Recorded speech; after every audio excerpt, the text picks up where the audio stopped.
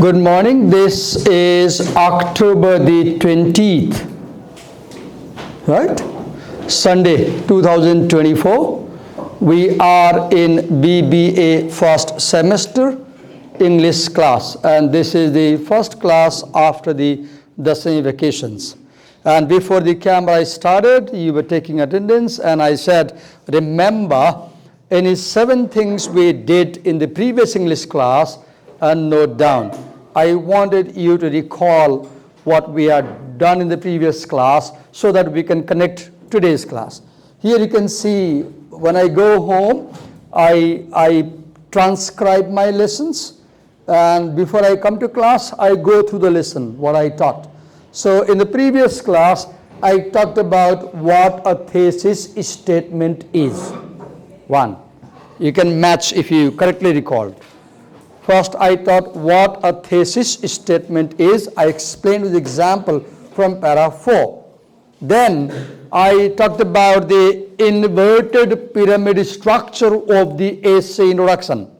I said that the essay may begin with a broad idea and then narrow it down. And I showed you right from the paragraph 1, 2, 3, and 4. I showed you that paragraph 1 has a very broad idea, 2 narrows it down, 3 narrows it further, and 4 presents the thesis statement.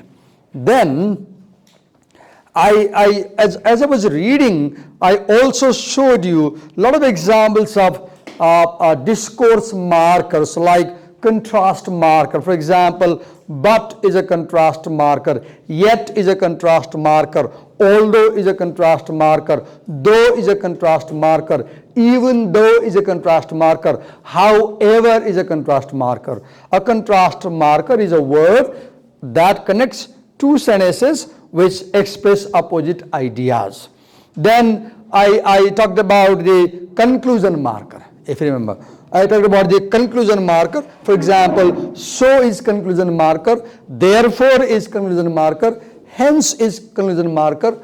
A conclusion marker is a word that introduces a sentence that expresses conclusion of the paragraph.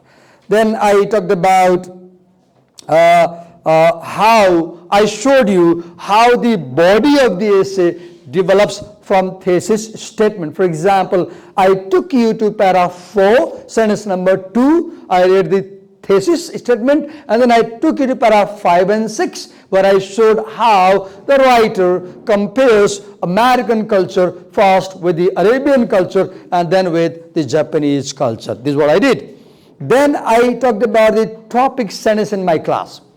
I said every paragraph begins with a topic sentence, and I gave example of topic sentence from paragraph 5 and 6. Then I talked about 2 pillars of writing. I said writing in the world anywhere, whatever you read, a magazine, a paper, or a research paper, book, anything, look for 2 things. 1, always look for the main ideas in what you read. Second, look for details that have been used to support the main idea. And I said, you can forget details, you won't face big problems. But if you forget the ideas, you will fail. The purpose of reading is coming across ideas, understanding ideas, interacting with ideas, and generating ideas. It's ideas that have changed this world. There is a book of about 900 pages. The book's name is A History of Ideas. Someday you might like to read. Wonderful book that records the development of human society. So ideas and details, I said. Then I talked about how writers bring details. I used the word safer. I said a writer can bring statistics as detail, a writer can bring an anecdote as detail, a writer can bring a fact as detail, a writer can bring example as detail, and a writer can bring a reason as detail. We have this word safer that indicates the acronym or yes. Then we talked about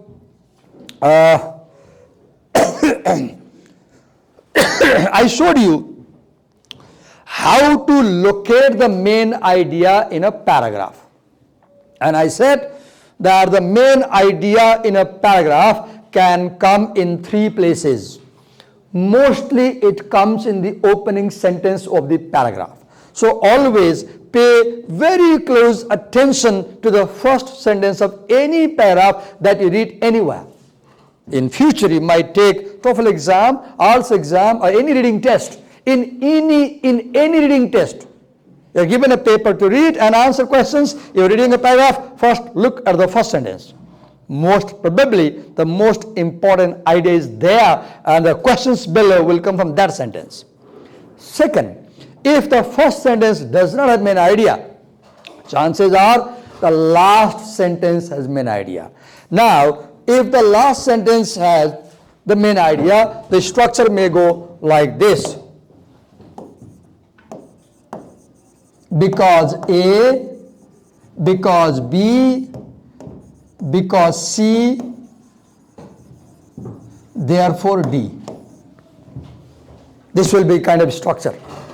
Writers will give reason A, B, C, then conclusion with therefore. That is called, I won't tell that right now. So I said that main idea can come at the end of the paragraph. Rarely, with very skilled writers, accomplished writers, in rare cases, a main idea can be sandwiched. You know sandwich structure pretty well. You have the bun on top, you have the bun at the bottom, and you have the salad in the middle, the green. The brown and the green. So this green is the main idea, right? And now this structure is called sandwich structure. Sandwich, where first some details are given, then main idea is given, then other details are brought later on. But this is a very rare chance, rare occurrence, right? Then, okay. Then I explained you how can we recognize if an idea is main idea. I use the word detail, but even details are ideas. Every sentence in every paragraph is an idea. What is a sentence? The definition of sentence is a group of words that expresses a complete and meaningful thought. Right now I made a sentence to you. I said a sentence is a group of words that expresses complete thought. This sentence expresses complete thought. So this is a sentence. And every complete and clearly written sentence expresses an idea. So let me say again, every sentence has an idea. But we are understanding the difference between two types of ideas. What are the two types of ideas? Ideas that come as main idea and ideas that come as supporting ideas. Now, how do we know which is main idea and which is supporting idea? The very easy thing is, if there are 3 sentences or 4 sentences, let's say, ask a question. Among these 4 sentences, 3 sentences must be supporting any one of them. And look, which sentence is being proven by other sentences. So the main idea is that idea which is supported by other ideas. I last time called one of you here and I said I'm going to beat you. Then I call your friends. I said you protect him if you can, and they protected. They supported. Just a demonstration. Then in the previous class I said ideas are like salt. They are very dense. What is the quality of salt? It is so dense you can add a lot of water in it and make soup. If you have no salt, you can't make any soup. Just adding water doesn't make soup. but having short makes so. So ideas are, what is an idea? Idea is something that you can expand on. You can increase it by adding more examples. For example, freedom is an idea. You can write 10-page essay on freedom. Beauty is an idea. You can write a 400-page on beauty. So concepts which can be expanded, explained, elaborated, developed, they are ideas. Then, okay, what else is? I talked about topic sentence, and I said a topic sentence often comes in the beginning of a paragraph, and a topic sentence introduces the topic of the paragraph, the subject matter of the paragraph. And I said a topic sentence has two things. It has a topic and it has, what else? A topic sentence has a topic and it has controlling idea. It has controlling idea. Right? For example, Kathmandu is a crowded city. In this sentence, Kathmandu is the topic. Is crowded city the controlling idea? Why do we call this controlling idea? Because this idea controls what you can say about Kathmandu in the coming paragraph. If you begin by saying Kathmandu is a crowded city, you cannot write the second sentence, there are 30 big lawns in Kathmandu, or grounds, grazing grounds. Because you began by saying it's crowded city. Now your second sentence that there are big grounds doesn't support the idea. So you will say Kathmandu is a crowded city, in every 1 kilometer 5,000 people reside here. Now second sentence supports the idea. So controlling idea is the idea which you are going to discuss about the topic. Topic Kathmandu, idea it's crowded. Okay, then what else we talked about? Yes, we talked about authority. We said that this kind of essay we are reading is an essay based on research. What is an authority? Any source, someone's book, mostly writers, scholars whose ideas are borrowed to support what an author is saying, that is authority. Then, what else?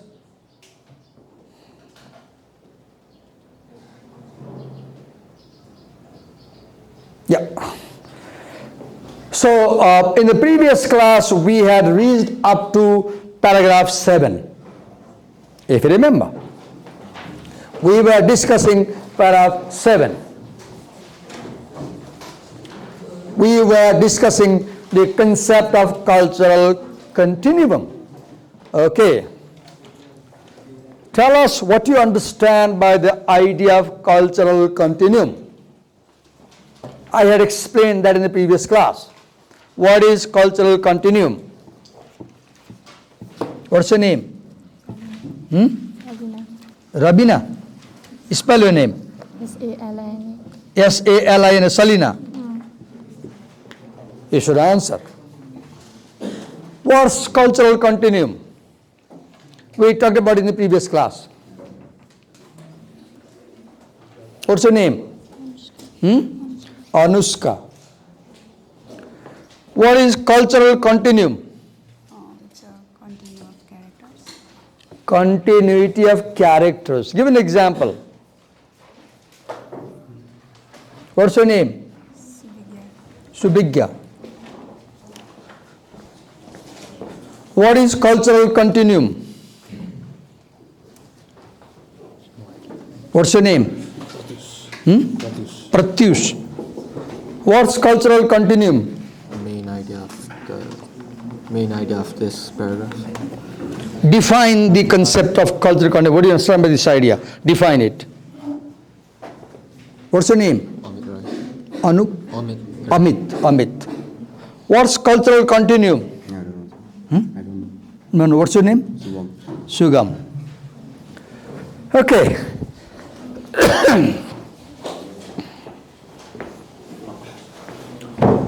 In the previous class, it's so disturbing, somebody keeps looking from the window. So, it's quite disturbing because you kept looking, I couldn't teach you. I'm letting you in for the first and last time. Okay? Sorry, sir. You won't be allowed next time.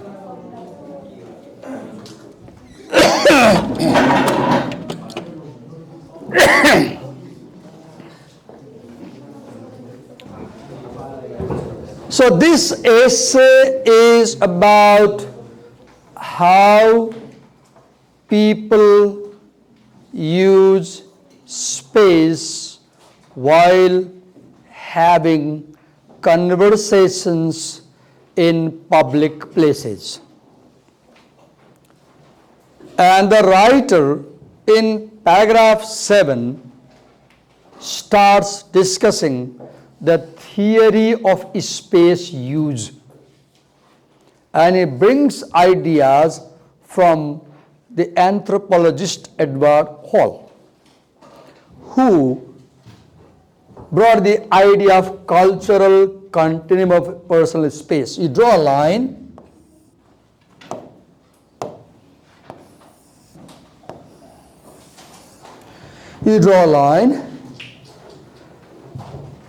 Continuum means a feature or characteristic is continuously present throughout this space. It is not absent anywhere. The characteristic is present throughout this space. So the feature here we're talking about is contact. The question we are talking is, how close do people stand when they talk? Right now in this class you can see this is a public space and we are having a conversation.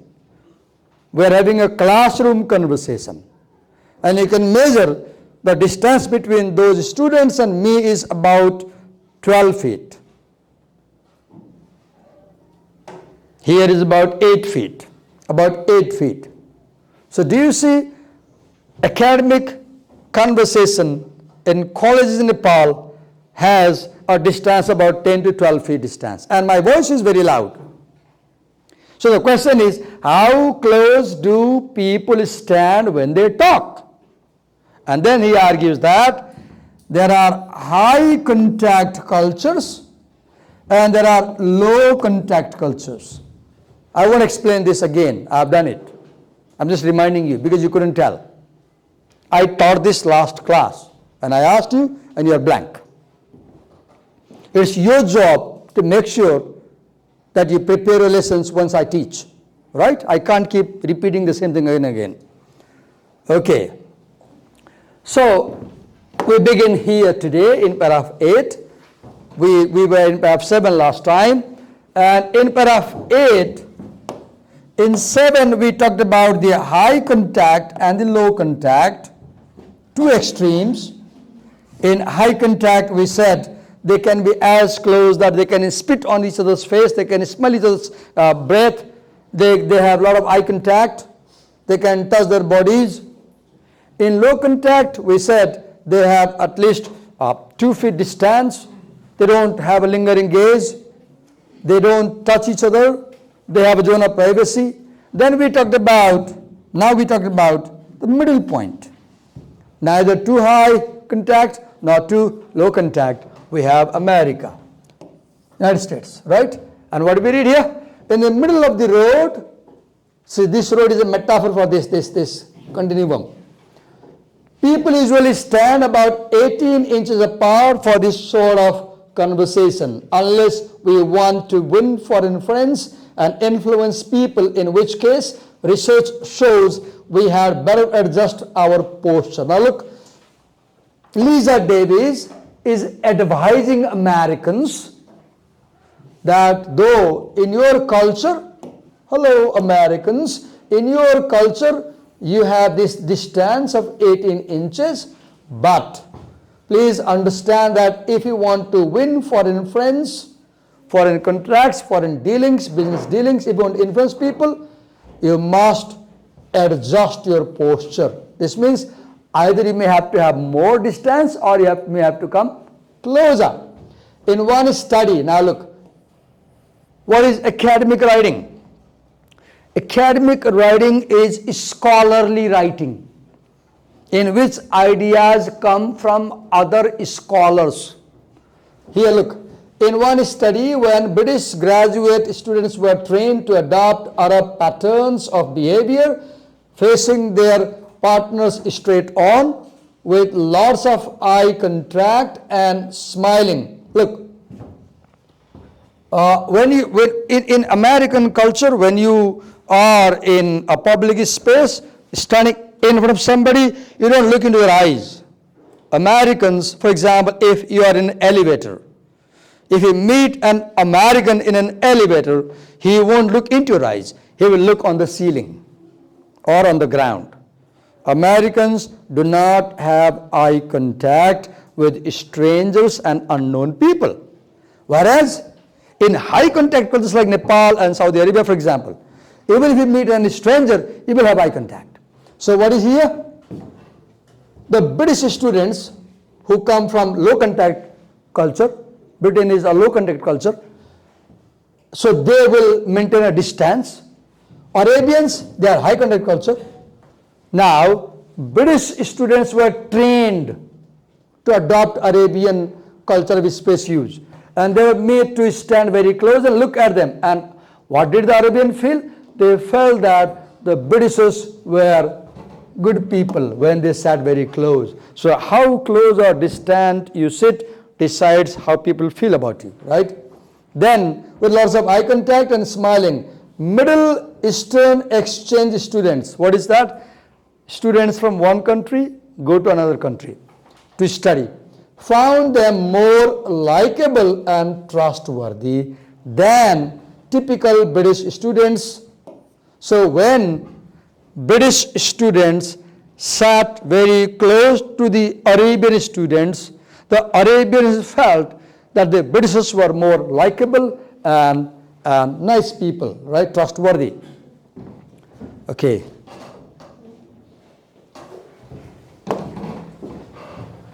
In contrast, the misuse of space can call whole personalities into suspicion. Look here. What happens when you use space improperly?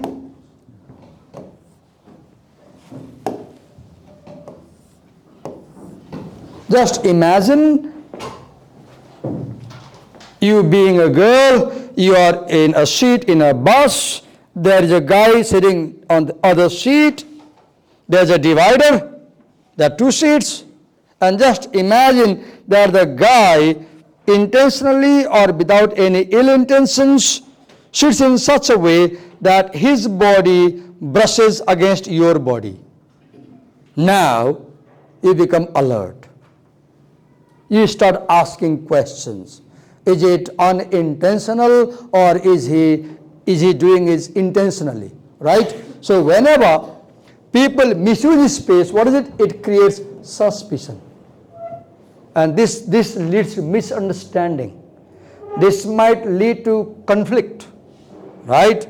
Even in Nepal, you hear that two gangs in Kathmandu fought and stabbed one another. Simply, what was the excuse? Why did you stare at me? Young boys in Kathmandu, I have read in newspaper, they fight, they have gang fight, simply, why did you stare at me? Right? So, when researchers seated pairs of women, now look, in your thesis statement, para 4, let me take it back and show you. Para 4. In para 4, yes, here, this clause, even between the sexes. Now this idea is developed here in paragraph 8. Here, this idea in paragraph 8 is coming from that clause in thesis statement. Because I'm telling you, I'm showing you, nothing in your essay contradicts with the thesis. And every paragraph in your essay develops from the thesis itself. The thesis is the genesis, origin of the whole essay. Women where this is seated pairs of women for conversation, those forced to talk at an uncomfortably large distance were more likely to describe their partners as cold and rejecting. If you make two women sit at a larger distance, they will have the impression that the other partner is cold and indifferent and rejecting. So women prefer sitting closer. Why? Because the purpose of talk for women is building relation, whereas the purpose of talk for men is preserving status. Men are always very conscious to maintain their superiority, so they maintain distance so that they can fight easily. Women, they always stay very close because the purpose of talk for them is finding relationship, maintaining, building intimacy, making friends. That's not the case with the men. So we have example of women, and I said this idea comes from paragraph 4. Now let me move to paragraph 9 and explain you. Now you read that women do not like sitting at a larger distance, and then you may conclude that, oh, being a man, you may conclude that I can sit very close to another boy. No, you are mistaken. Boys don't like another boy sitting very close to them. So men and women are just opposite in space use. Men in that study were more irritated by their partners when they were forced to talk at close range.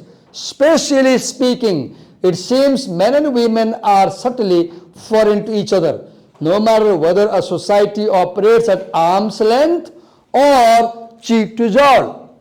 Women look at each other more and stand a bit closer than do men.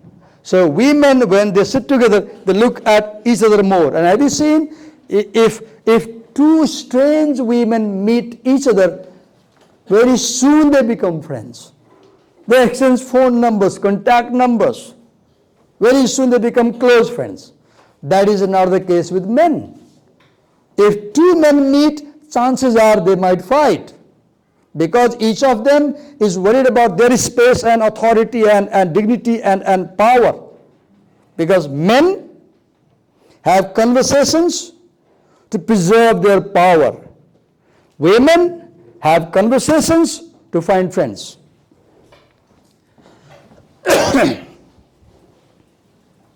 Okay. Paragraph 10. It just goes to show that you can't take things for granted even within the borders of a single country. Now this idea in paragraph 10, look, I am showing you very carefully. What I am showing? I am showing you how the whole essay develops from the thesis statement. Let me take you back to paragraph 4 again. Here you have this. You can't take things for granted even within the borders of a single country. Where is this claim coming from? Go back to paragraph 4.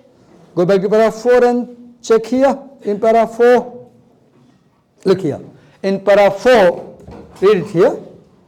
But from culture to culture, from group to group within a single country. Now this from culture to culture, this was developed in paragraph 5, 6 and 7. 5, 6 and 7, 8. 5, 6, 7, 8. From culture to culture, paragraph 5, Japanese Arabian culture. Paragraph 6, Japanese culture. Paragraph 7, high contact culture, low contact culture. So paragraph 6, 5, 6, 7 and 8 develop this idea. Paragraph 9 develops this idea, even between sexes, this idea about women. Paragraph 10, that we are going to read now, paragraph 10 develops this idea from group to group within a single country. So do you see the problem here? The discussion section of the essay, the body of the essay, does not correctly follow the order in the thesis statement. The defect in this essay is, the problem with this essay is, in the thesis, this idea comes first. In the body, this idea is developed rightly for 5, 6, 7 and 8. But the second idea, which should be developed, which comes second, that should be discussed in paragraph 9. So Lisa Davis forgets to discuss in paragraph 9 and mistakenly she discusses the women's issue in paragraph 9. And then only in paragraph 10 she discusses this idea. This is the defect with the essay. This is the problem with this essay. This is the wrong thing with the essay. Right now what I am doing, I'm looking at the essay critically. When you look at things critically, you try to find a fault. So the fault with this essay is that in the thesis statement, this idea comes first. In the development of the essay, paragraph 5, 6, 7, 8. 5, 6, 7, 8.